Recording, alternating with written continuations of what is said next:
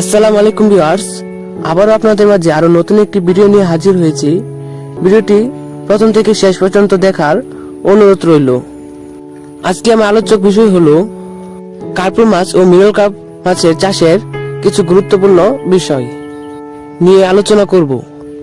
বর্তমান সময়ে লক্ষ্য করলেই দেখা যায় কার্প মাছ এককভাবে চাষ করা হয়, এমনকি কার্প জাতীয় মাছের সাথে মিশ্রভাবে এই মাছগুলো চাষ করা হয়।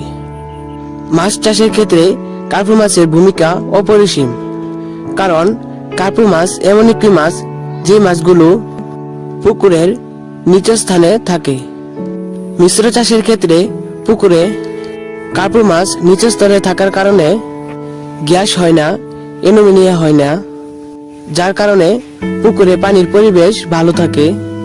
একটি পুকুরে 6 মাসের চাষে অন্যান্য কার্প জাতীয় মাছের তুলনায় কার্প মাছের গ্রোথ অনেক বেশি হয়, কারণ এই মাছগুলো প্রাকৃতিক খাবার খায় অনেক বেশি। আপনারা যারা এই মাছগুলো চাষে আগ্রহী, আপনারা নিঃসন্দেহে চাষ শুরু করতে পারেন। এই মাছগুলো চাষের সুবিধা অনেক বেশি, কারণ এই মাছগুলো শীতের সময়ে কোনো সমস্যা হয় না। শীতের মধ্যে এই মাছগুলো দ্রুত বড় হয়।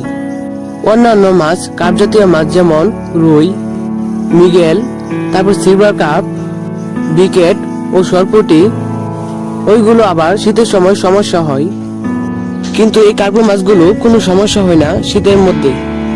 বর্তমান সময়ে কার্প মাছগুলো বায়োফ্লকে চাষাবাদ করছে। অন্যান্য মাছের তুলনামূলক এই মাছগুলো খুবই শক্তিশালী, মর্টালিটি খুবই কম, কারণ চাষের ক্ষেত্রে মর্টালিটি পার্সন খুবই কম। তো আপনারা শীতের মধ্যেও এই মাছগুলো চাষ করতে পারেন। কার্প মাছের বাচ্চাগুলো চাষ করার জন্য আমাদের সাথে ভিডিও স্ক্রিনে দেওয়া নাম্বারে যোগাযোগ করতে পারেন।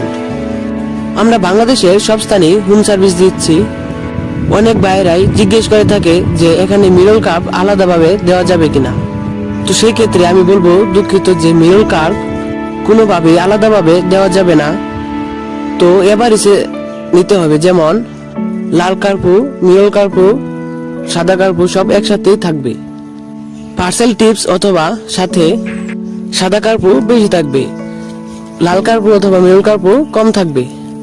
বায়োফ্লকের মাছ চাষী বন্ধুরা, আপনাদের উদ্দেশ্যে বলতেছি, আপনারা যারা মাছ চাষে আগ্রহী, আপনারা অন্যান্য মাছ চাষ না করেও বায়োফ্লকে এই মাছগুলো চাষ করতে পারেন। এই মাছগুলো অনেক শক্তিশালী, আবার রোগ প্রতিরোধের ক্ষমতা অনেক বেশি। বিশেষ করে এই মাছগুলো অন্যান্য মাছের তুলনায় রোগ প্রতিরোধের ক্ষমতা অনেক বেশি রাখে। তো ভিউয়ার্স, আপনারা এই মাছগুলো একদম নিঃসন্দেহে চাষ করতে পারেন। তো কার্প মাছের জন্য কিভাবে পুকুর প্রস্তুত করবেন? যদি পুকুর পুরাতন হয়ে থাকে তাহলে ভালোভাবে পুকুর সেচ দিয়ে শুকিয়ে ফেলতে হবে। শুকানোর পর যদি তলদেশে বেশি পরিমাণ কাদা থাকে তাহলে উঠিয়ে নিতে হবে। উঠানোর পর প্রতি শতকে 1 কেজি হারে চুন পানির সাথে মিশিয়ে পুকুরে ছিটিয়ে দিতে হবে।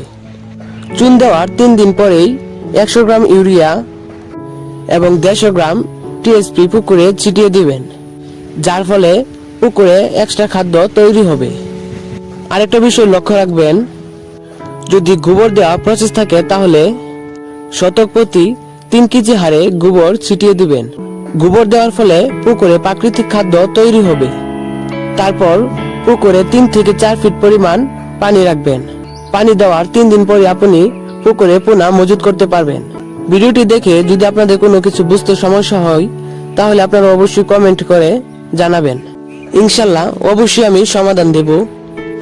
আরেকটা বিষয় হচ্ছে, আপনাদের চাহিদা অনুযায়ী যদি আরো ভিডিও পেতে চান তাহলে অবশ্যই কমেন্ট বক্সে জানাবেন, এবং কি মাছের ভিডিও পেতে চান, কি বিষয়ে ভিডিও পেতে চান, ইনশাল্লাহ আমি ভিডিও তৈরি করব।